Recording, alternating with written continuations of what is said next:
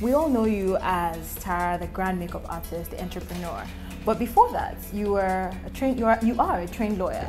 First and foremost, I never went to law school, so I couldn't say that to you that I'm a lawyer. I would say that yes, I studied law in the university. I think what was good for me and made it, and there was an easy transition, was because as an undergraduate in the university, I was already doing my business. I started my business while I was still in uni. And so by the time I was graduating from university, it only made sense for me to continue because I could already see how well the possibilities were. I think that what made it easier, first of all, was my father passed away while I was still in university. So even the desire to become a lawyer was partly it was something he was looking forward to. It was something he always thought about and dreamt about. And I think to a large extent I was also doing it because of him. But when he passed, the motivation and the desire to do so also went with him. My mom studied fine arts, and that's how far creativity came back in the days, where people were doing nursing and doing medicine and all of that. My mom did fine arts. She was really an art person from her heart, you know. I finding myself through the expression of makeup, she thought was very intriguing. She was very fascinated by it. So I was lucky not to have that much trouble.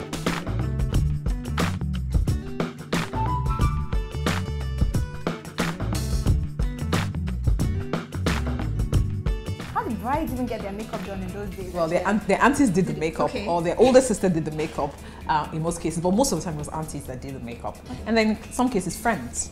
And so I guess this was the opportunity for the friends to be free to get themselves ready for the wedding as opposed to on the bride, you know. But I think it was new for Nigeria. Nigeria wasn't as fashionable as it is today. I mean, it was so far away from there. And people would say to me, why would I pay? It's not just makeup, you know. But other people also saw the transformation in terms of how I looked before, what I looked after you did my makeup, and realized I can't even create that for myself. So I'm now more willing to pay for that service as opposed to not paying. But it took some time for it to catch on, but I'm so excited to see how the industry has evolved today.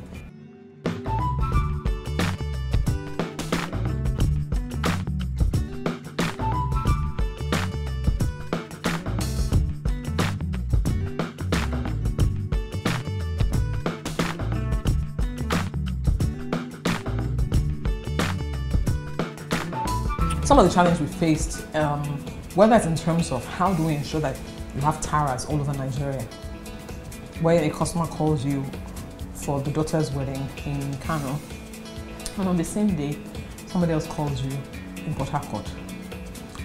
How do we replicate Tara in all these places? And so it became clear to me it was time to begin to empower people, not just to train them to go and work for themselves, but train them to work within the organization. That was the response. And so today we have makeup artists all across the country, either those that have been trained by us from our makeup school or people who work for us directly as employees. Some of the challenges also could include, for example, how do you position yourself for financing from the financial institutions? What are the things that you need to do? For example, you have to have the proper books. And so because you were asked a question, for example, what do you think the return on investment is in terms of how long does it take between the time where your product comes out and when you then sell, you need to be able to explain that. Sometimes you are not able to answer that question. So after you've left that meeting, you realize that's an information that you need. What do you put in within your system? And these are some of the things that are responding. But as business has grown, as I said earlier on, it's no longer about responding to challenges, now also looking, actively finding opportunities and then expanding the business based on those opportunities. Congratulations, first of all, your World Economic Forum global leader. Being a global leader is a recognition for what you've also done, but it's also a great platform to do other things, to do greater and better things. So what is next for TAB? We have the 100 Voices Project, and the 100 Voices Project really for us is a way to celebrate micro-entrepreneurship and to use my platform to tell the story of other Nigerian females who are doing the same or young males who are doing the same. It is to use my platform to inspire other people.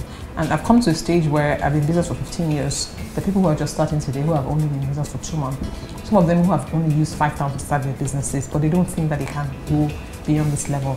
We're using that 100 Voices platform to say, these are 100 voices of people who have taken 5,000, 15,000, 25,000, and they have built businesses from it. They've been growing consistently. They have dreams of what else they want to do. Some of them have even started some of the things that they desire to do. Hear the story, know that it's possible for you. That's one. Two, the general perception is that Nigerian females are all moving towards Italy and Europe, looking for greener pastures in terms of prostitution. Al Jazeera spent 6 weeks doing a documentary on that. And so the world sees Nigeria yet again, not just for fraud, not just for drug, not just for corruption, and most recently terrorism, but they also see us as human traffickers who are trafficking women to Europe on prostitution. But hey, that is not the absolute truth, because there's so many young women who are doing phenomenal things in Nigeria. And so it's my responsibility I have taken as a project and as a company to put these stories together in a book form so that the world can see the narrative can change about Nigerian females. On your wall here, we can see many accolades. But what would you say has been the defining moment of your career so far? We know more will come, but so far. Well, I think it's the most recent Young Global Leader. The nomination, I think that for me, it was an endorsement of what we're currently doing as a business, and to let us know that we're on the right track. It's important also that they tied it to the vision of the company as a way to say this is the reason why they have gotten you engaged. And so I'm very pleased with that. Congratulations, and thank you so much for your time. Thank you very much for having me.